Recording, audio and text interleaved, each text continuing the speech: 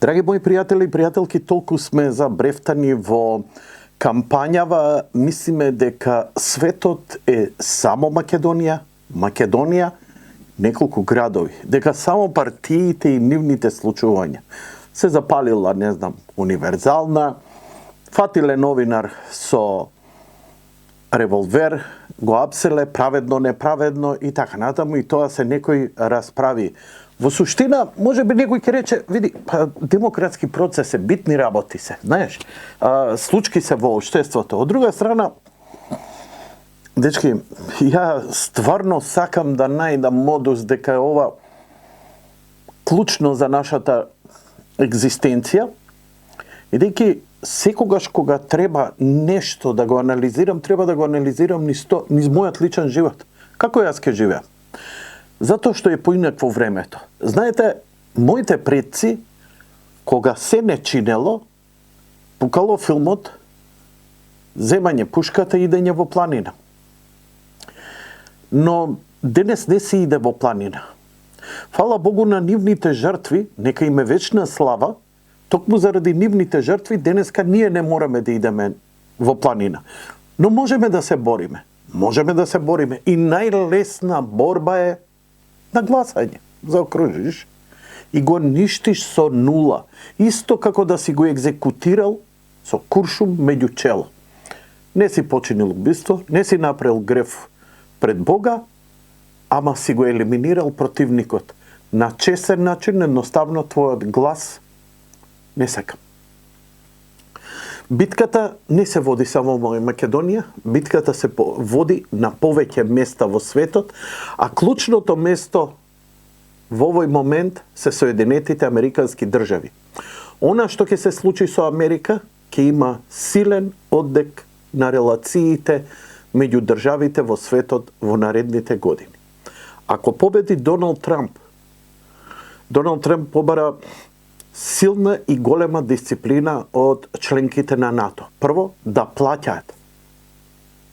Види, НАТО ти е како и секоја оние мафијашка организација. Ти доаѓа рекет, сакаш дуќанот да не ти изгори? Да, нормално. Плати, брате. Ако не платиш, ете случајно ќе изгори. Тоа е так нормално во западната демократија. Па и на исток не е ништо подобро. Но кога е на едно повисоко ниво, се даваат идеолошки подложки. Дали тоа ќе го направи НАТО подобро или полошо? Види, пари кои ќе почнат да се даваат, бидејќи ароганцијата на земите членки на НАТО, секојаш им почне да завршува тоа, абе некој друг плаќа. Да бе, нека идат авиони, да бе, нека иде муниција, абе важи, ке пуштиме ракети, еве, ние одлучивме ракети. И не ги удира по джеб, но кој ќе почне да ги удира по джеб, чека, извини, дај бе политикава да видиме што можеме да направиме. Конечно, прокси војната помеѓу НАТО и Русија, во која страда наивниот, за жал, украински народ е само од некакви плитки геостратешки форми кои се многу одамна подготвени и се спремаат во смисла дека ќе ослабат Русија економски на оној начин како што за време на железната завеса ја исцрпеа економски и она колабираше. И тоа е точно. Западот ја победи со серии како Династија, со фармерки, со Малборо цигари, со Кока-кола, со убава една визија за демократија. Ја го живеев тоа време. И стварно беше добро. Луѓе мои, на запад можело земји ранецот, идеш, шеташ. Знаете, филингот што го имавме Југославија да се шетаме ни цела на онаа голема земја е прекрасен. А замисли низ Европа се шеташ. Многу лесно беше да поминеш и Атлантик, да поминеш Ла-Манш, да ја прошеташ Европа, да видиш милион земји, да се дружиш со луѓето, многу нормални беа. Немаше терористички напади, дрогата беше, да речем, на трава, претежно, секогаш имало дрога, ама не вака како денеска, не вакво насилие како денеска.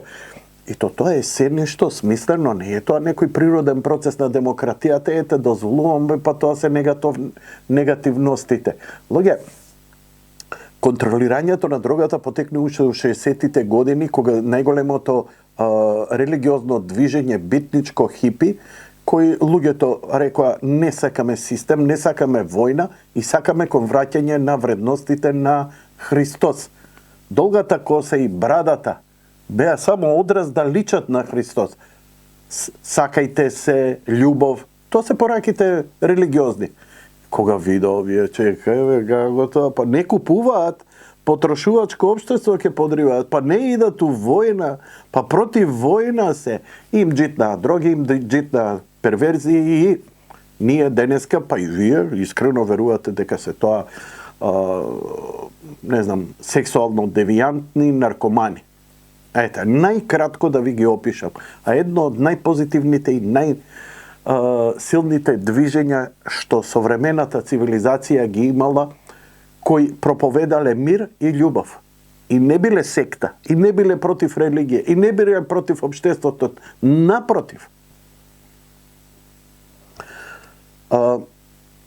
Изборите кај нас ќе донесат големи промени, но тие нема ништо да значат ако такви промени нема и на Запад. На Запад ќе има, ако има промени, нели, да паднат демократите, но не само да паднат.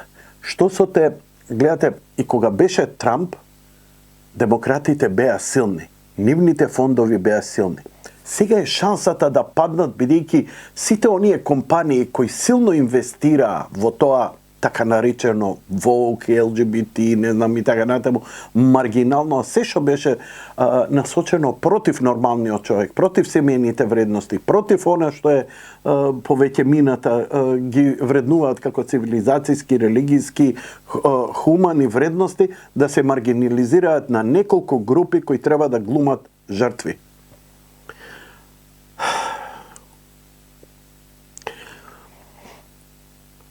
Трамп не треба да биде 4 години.